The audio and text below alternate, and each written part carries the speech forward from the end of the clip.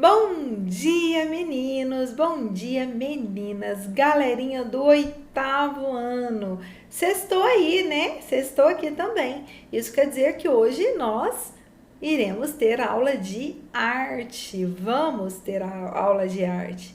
Vamos lá, então? Paramos no nosso capítulo 7 aí do nosso livro. Então, pegue o seu livro e bora lá começar o nosso assunto de hoje, né? Hoje nós vamos trabalhar aí o capítulo 7, que traz pra gente as novas perspectivas sobre a arte. Vamos falar um pouquinho sobre isso? Quais são as perspectivas, as novas perspectivas sobre a arte?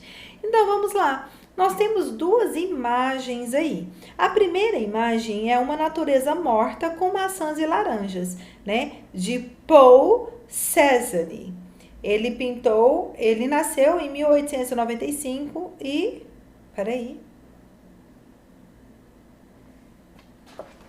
essa arte, ela foi pintada em 1895 a 1900. Demorou 5 anos para ser pintada.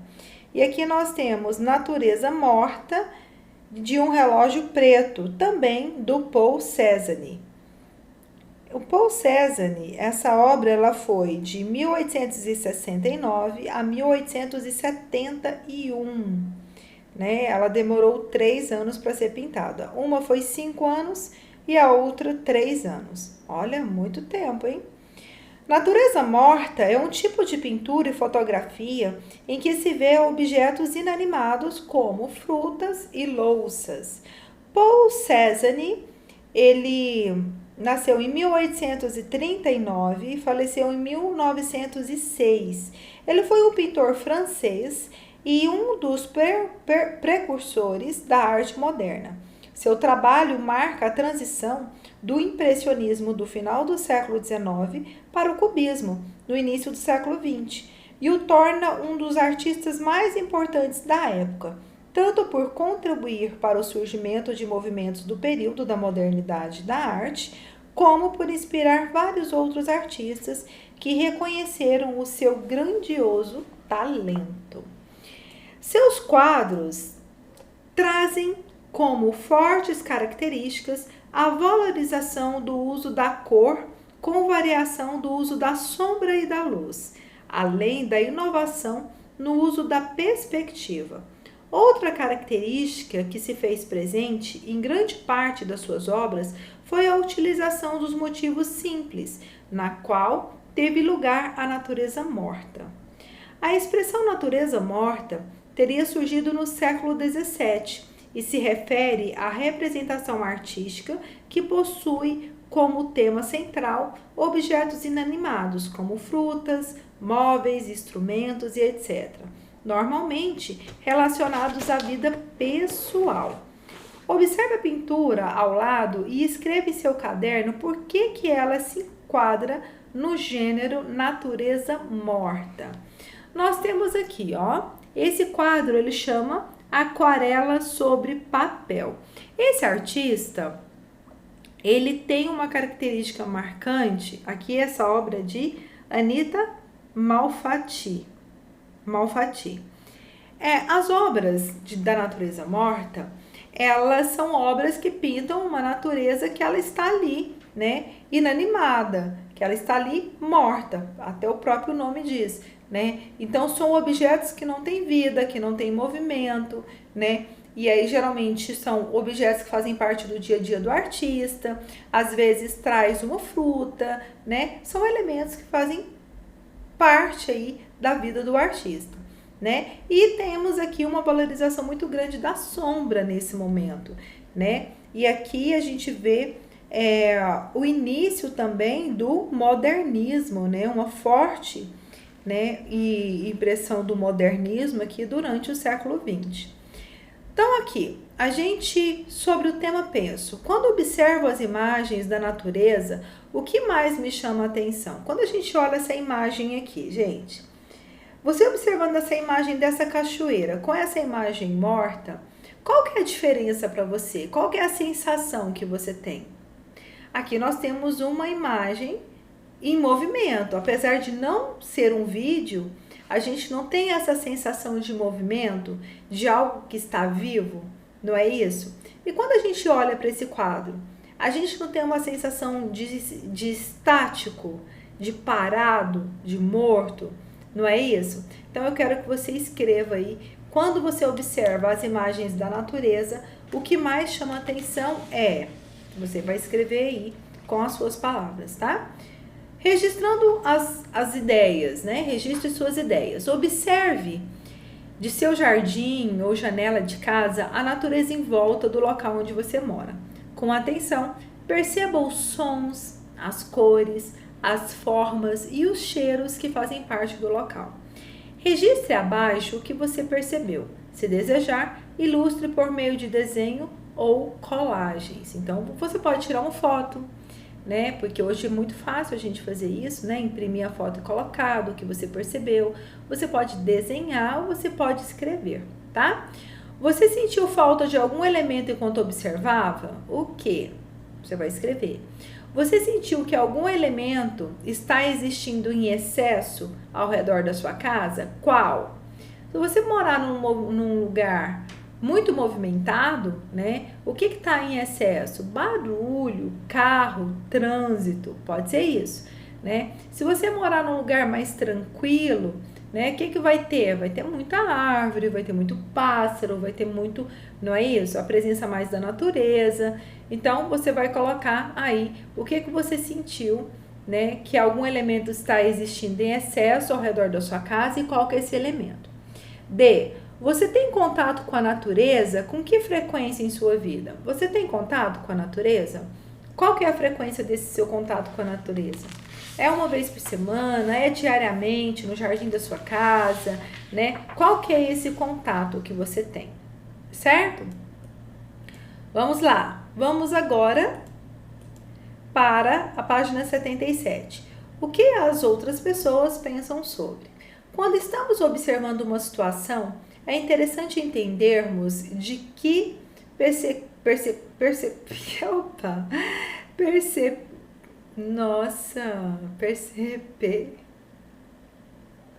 Meu Deus, que isso? Não sei o que aconteceu, porque eu não tô dando conta de falar. Perspectiva, né?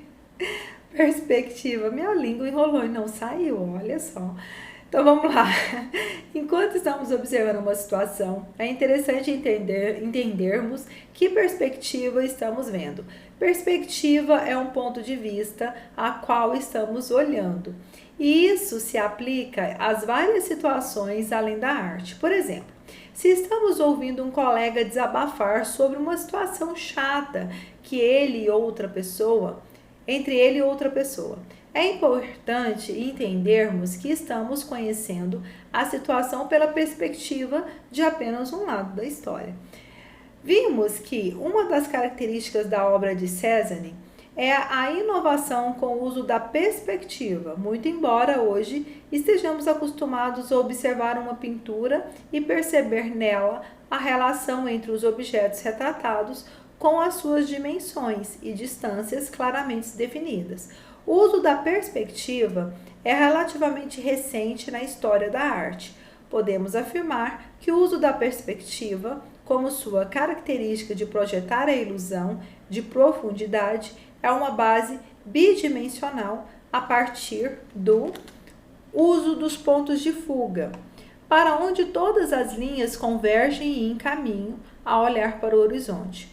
Foi realizado somente no século XV por um arquiteto italiano chamado Filippo Brunelleschi.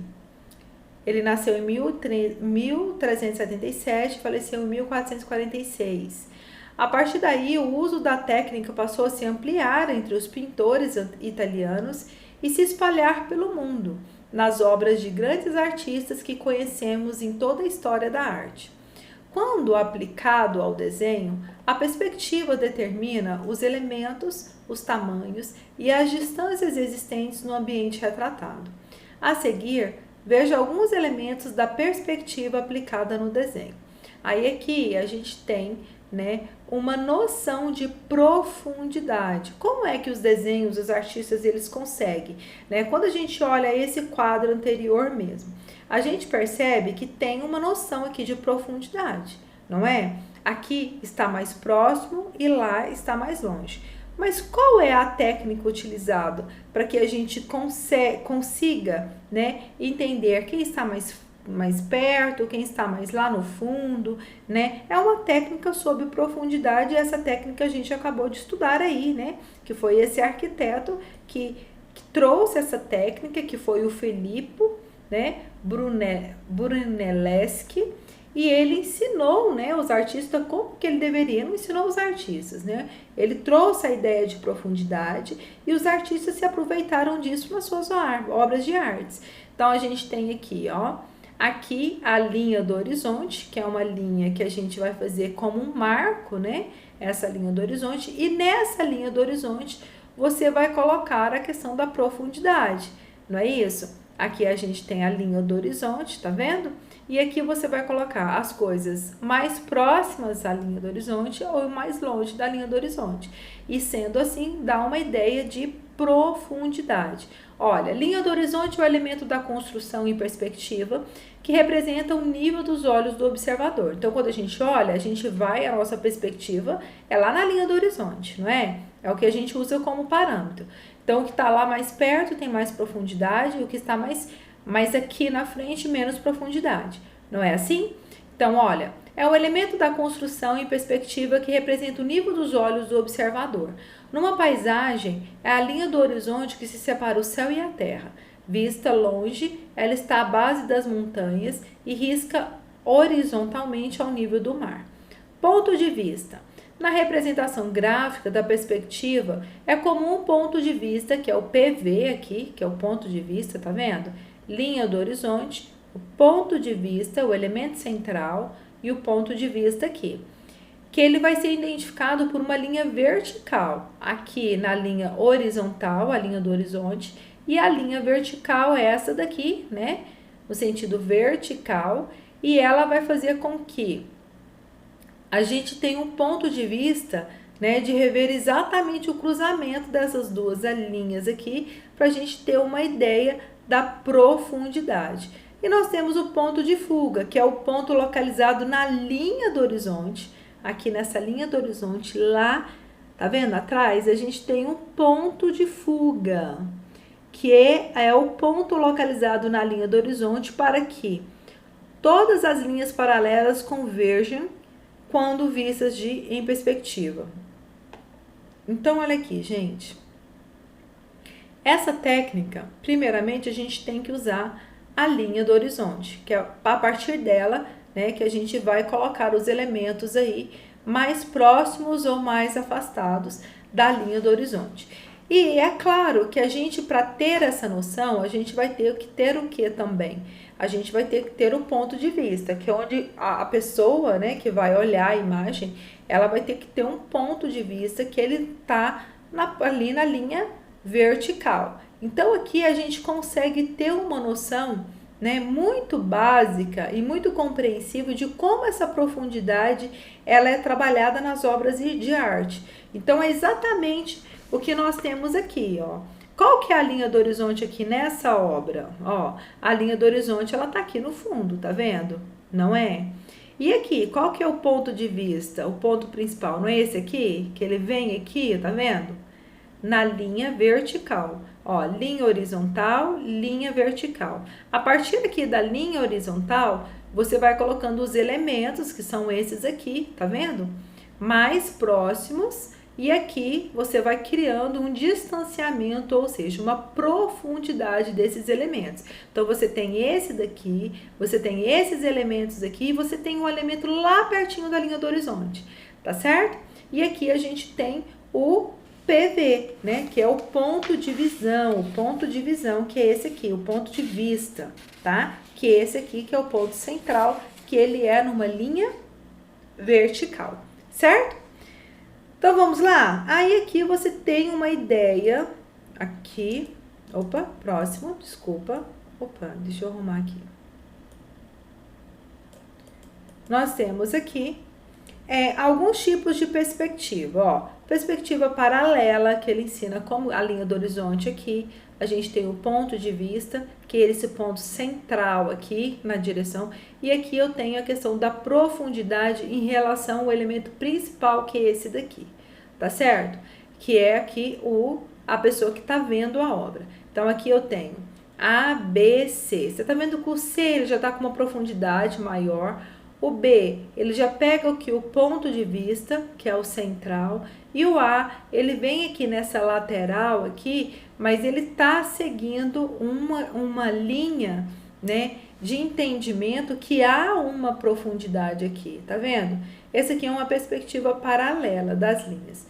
E nós temos aqui, tá vendo? Essa visão aqui a gente vê uma perspectiva oblíqua, que é aquela que abre aqui para a gente poder ver. Aqui a gente tem a linha do horizonte, ela continua sendo aquela linha de fundo, né? Que a partir dela você vai colocando os elementos. Aqui eu tenho o ponto de vista, que geralmente ele está central na linha do horizonte, mas de forma vertical. E aqui nós temos a pessoa que vai ver a obra, e aqui a gente tem uma perspectiva oblíqua, que é aqui, nessa lateralidade, essa abertura dessa forma aqui, que aí a gente vai, tá vendo? São diferentes, essa é paralela e essa é oblíqua, tá vendo? Então vamos lá, escolha uma perspectiva do seu dia a dia que seja possível observar a natureza. Em seu caderno, represente por meio de desenho. Use as orientações de linhas apresentadas no texto lido para te ajudar. Então você vai fazer um desenho aí no seu caderno, utilizando essas regras que nós já apresentamos. Você vai colocar a linha horizontal, a linha aí vertical, tá vendo? A linha horizontal, a linha vertical que vai dar o ponto de vista, e você vai trabalhar a profundidade, tá certo? No seu desenho. Informações sobre o tema. A perspectiva também está presente em outras dimensões artísticas, na fotografia. Ter noção da orientação de perspectiva contribui para retratar a profundidade da imagem. A rapidez da fotografia. Hoje em dia é muito mais rápido, fácil e barato ter um retrato de si mesmo ou de um ente querido, porque existe a fotografia, que, como a pintura, é uma arte que lida com imagens. A fotografia surgiu oficialmente em 1839, quando se anunciou em Paris que o artista francês Louis Jacques Mandé d'Angleterre havia inventado um processo para fixar uma imagem num papel especial. Tanto o processo quanto o aparelho utilizado o resultado final receberam um nome de daguerreotipo. Daguerreotipo. Para chegar a esse resultado, Daguerre levou mais de 10 anos fazendo uma série de pesquisas e experiências, inicialmente com outro francês, Nicept Rory. Não sei se eu estou falando, com certeza eu devo estar pronunciando errado, porque eu não sei nada de francês. A imagem obtida por esse processo não apresentava grande precisão e tampouco permitia que se fizesse cópias. Por isso, outros pesquisadores foram aperfeiçoando o invento até produzir o que hoje conhecemos como fotografia. Certo? Aí aqui, então, fotografia é arte? Claro que é, pois o fotógrafo não se limita a registrar a realidade por intermédio de uma máquina.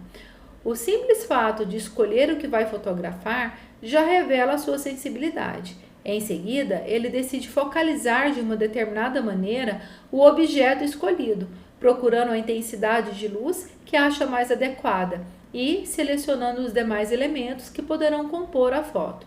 Com isso, de certa forma, ele altera a realidade e imprime na foto o seu modo original de ver o mundo que o rodeia. Mesmo a fotografia, sendo hoje reconhecida como obra artística, nem sempre foi assim. Quando ocorre o surgimento da fotografia no século XVIII, a princípio se estabelece uma relação de oposição entre ela e a arte. Não se considerava a fotografia uma arte, pelo fato de utilizar de um equipamento e seus meios físicos químicos para sua confecção. Diferente do artista, pintor, que para a sociedade, de uma maneira geral, ao representar a natureza e seus elementos, ainda que de forma bastante realista, comum a um determinado período da história, utilizava-se da sensibilidade para sua criação. Com o passar do tempo, tanto a pintura como a fotografia foram se beneficiando uma da outra. A pintura, por sua vez, assumiu características mais livres e criativas e passou a se desligar da necessidade de reproduzir fielmente a realidade, uma vez que a fotografia passou a assumir esse papel. Já a fotografia começou também a se inspirar no trabalho criativo e na temática utilizada pelos pintores. O artista francês Mandé d'Angleterre inventou um processo de fixar a imagem em um papel e recebeu o nome de daguerreotipo. Para uma pesquisa, faça uma pesquisa e anote em seu caderno sobre o seu primeiro equipamento fotográfico fabricado em escala comercial da história. Então aqui você vai pesquisar a primeira máquina fotográfica, o primeiro equipamento, né, feito pelo artista Mandé d'Angleterre, e aí você vai fazer essa pesquisa no seu caderno e colocar todos os dados relacionados aí à primeira, né, máquina fotográfica, o primeiro equipamento fotográfico que foi fabricado numa escala comercial, certo? Número 2. Você vai fazer uma pesquisa também sobre os diferentes tipos de câmera, a câmera digital, a câmera analógica, e registrar tudo o que você descobriu sobre as câmeras aí no seu caderno. Bom, vamos lá? 3. Analise as perguntas a seguir e responda de acordo com as leituras e pesquisas feitas.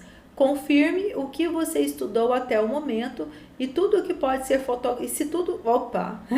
Analise as perguntas a seguir e responda de acordo com as leituras e pesquisas feitas. A. Conforme o que você estudou até o momento, tudo que pode ser fotografado é arte. O que você acha, gente? É uma opinião pessoal. Você acha que tudo que é fotografado é arte? Será que é ou não? Tem uma fotografia específica que é considerada arte? Quero que você faça uma pesquisa sobre isso. Se nesse momento você tivesse que fotografar algo, o que você gostaria de registrar? Que momentos da sua vida você considera importante registrar com fotografias? 4. Observe as fotografias que registram diferentes períodos de um mesmo lugar. Em seu caderno, escreva como você pode perceber isso nas fotos. Aí aqui eu tenho uma foto de Boa Viagem, Praia de Boa Viagem, de 1940. E aqui eu tenho uma foto da Praia de Boa Viagem, de 2018. Aqui eu tenho a Hiroshima, uma cidade lá do Japão, em 1945. E aqui eu tenho Hiroshima, no Japão, em 2018. Tem diferenças? Você acha que eu quero que você escreva aí quais são as diferenças notadas por meio das fotografias apresentadas, tá bom? Você vai escrever isso no seu caderno. Como que você percebe essas fotos, né? E por que os registros fotográficos, eles são importantes, certo? Vamos lá? No seu caderno, exercício 5. Agora vamos realizar uma exposição fotográfica que retrate a natureza ao seu redor. Cada estudante vai trazer imagens que retratam os problemas sociais e ambientais. Em seguida, com o direcionamento do professor, forme grupos com seus colegas para observar alguns elementos de fotografia, como a luz, enquadramento, perspectiva e o tema. Após isso, organize um mural com fotografias e ao lado coloque as mensagens de reflexão sobre cada uma delas. Gente, não dá pra gente fazer esse trabalho em grupo, mas há a possibilidade de a gente fazer esse trabalho de forma individualizada. Você vai fazer um acervo fotográfico, são fotos que você vai tirar, né, com o seu celular e vai montar aí uma exposição dessas fotos de forma virtual, de todas as fotos relacionadas ao seu dia a dia, tá? Tudo aquilo que você acha que é relevante, que você acha bacana, você vai fazer um registro fotográfico e o seu tema aí será o meu dia a dia. Você vai fotografar tudo o que você acha que é importante do seu dia. Fazer um acervo fotográfico com no mínimo 50 fotos, tá bom? E vai me enviar. Esse acervo, você já viu aquela galeria que a gente tem, alguns aplicativos têm isso, que você consegue colocar várias fotos, né, numa sequência. É justamente isso que eu quero que você faça, tá? E aí você vai mandar essas fotos para mim, mínimo 50 fotos, tá? Do seu dia a dia, tá? De tudo que acontece aí no seu dia, coisas que são relevantes, coisas que você acha que merecem ser registradas, certo? Então vamos lá? Vamos lá, repensando. Junte-se a um colega e forme uma dupla. Um de vocês fará uma leitura de comandos abaixo, apenas ouvindo o colega e os olhos vendados retratem em uma folha de papel ofício o que ele está dizendo. Coloque o papel na posição horizontal. Marque 3 traços verticais. Desenhe o céu e os elementos que compõem. Em seguida, pinte. Desenhe um caminho de areia e elementos que compõem a praia. Desenhe o mar e 3 crianças de costa para você. Você vai fazer esse trabalho não em dupla. Você vai fazer sozinho, seguindo todas essas instruções. Você vai pegar um papel em branco, uma folha de papel ofício, e aí você vai fazer a sua linha horizontal, aquela linha que nós já vimos lá atrás. E aí nessa linha horizontal, você vai marcar 3 traços vertical, né? Então é um central e 2 na lateral, certo? E a partir disso, dessa marcação, aí você vai colocar os elementos. Você vai desenhar o céu, né? E os elementos que compõem o céu. O que tem no céu? Tem nuvem, tem estrela, tem sol, que tiver no seu céu, tá? E aí você vai pintar. Depois você vai desenhar um caminho de areia e elementos que compõem a praia. Então, depois do céu, você vem com a areia. Então, aí você tá percebendo que você vai começar a usar aquele critério de profundidade? Então, tá. Aí você vai fazer a areia. Depois, você vai desenhar o mar e 3 crianças de costa para você. Então, céu no fundo, areia na frente e o mar, tá certo? Céu, areia, mar, tá bom? Então tá. Aí, lá na areia, você vai desenhar, vamos ver, 3 crianças. Desenha o mar e 3 crianças de costa para você. Então, quem estiver vendo a paisagem, vão ver as 3 crianças de costa, tá bom? Então, tá. Tente completar sua obra sem fugir dos comandos acima. Ao final, cada dupla deverá compartilhar com a turma que foi produzido. Aí você vai me enviar a fotografia aí do seu trabalho. A atividade foi fácil ou foi difícil? Você vai colocar aí. Ao comparar as obras produzidas, anote as semelhanças e as diferenças mais frequentes que você observou. Essa você não faz, tá? Porque é uma comparação de 2 desenhos, porque era para ser em dupla. Mesmo todos recebendo as mesmas orientações, os desenhos foram muito diferentes? Se sim, explique o que você acha como isso aconteceu. 2 e 3 você não precisa fazer. Você vai fazer somente o 1, tá? O exercício 1. Agora, ampliando o conhecimento, você vai pesquisar no Google, que é a pesquisa mais fácil, ou no dicionário, né? O significado de cada palavra. Inspiração, fotografia, daguerreotipo, daguerreótipo, daguerreótipo, daguerreótipo. Natureza, morte e natureza morta, tá? Então, você vai procurar o significado de cada uma dessas palavras. O daguerreótipo, lembra que é aquele aparelho fotográfico inventado por Daguerre, que era o físico e pintor francês que fixava as imagens obtidas na câmara escura numa folha prata sobre uma placa de cobre? Assim, a imagem era obtida com esse aparelho? Foi a ideia aí da fotografia. Lembra disso? Então, tá. Vivenciando o tema, agora que é a parte mais legal disso tudo. Você vai fazer uma câmera escura. Você vai observar o material aqui, é muito fácil, né? Você vai precisar de lápis, fita adesiva, papel manteiga ou seda, uma caixa, né? Que caiba a sua cabeça aí dentro, cartolina preta e um prego. E aqui tem um passo a passo de como você vai fazer essa câmera escura. E daí você vai mandar a foto. Você sabe o que é a câmera escura? É um tipo de aparelho óptico que foi a base para a invenção da fotografia. Consistia em uma caixa preta que um pequeno orifício por onde entrava a luz que vem de fora. O princípio da propagação retilínea da luz permite que os raios luminosos que passam pelo orifício da caixa sejam projetados na parede paralela ao orifício. Abaixo, veja as instruções e crie a sua câmara escura. É o que você vai fazer. Certo, gente? Então, tá bom. E aí, nós estamos encerrando a nossa aula de arte de hoje. Isso mesmo. E na próxima aula, iremos trabalhar o nosso capítulo 8 e iremos fazer o fechamento do nosso livro de arte. E aí, você já deve estar pensando... E aí, no próximo semestre não vai ter aula de arte, não? Claro que vai! Só que a gente vai trabalhar arte em outra perspectiva, que é a palavra do dia, tá certo? A gente vai trabalhar artes integradas e vai ser um trabalho muito bacana, muito concreto, e nós vamos nos prepararmos para as nossas exposições. Lembra disso? Então, a gente já tem muito trabalho aí que vai para a exposição.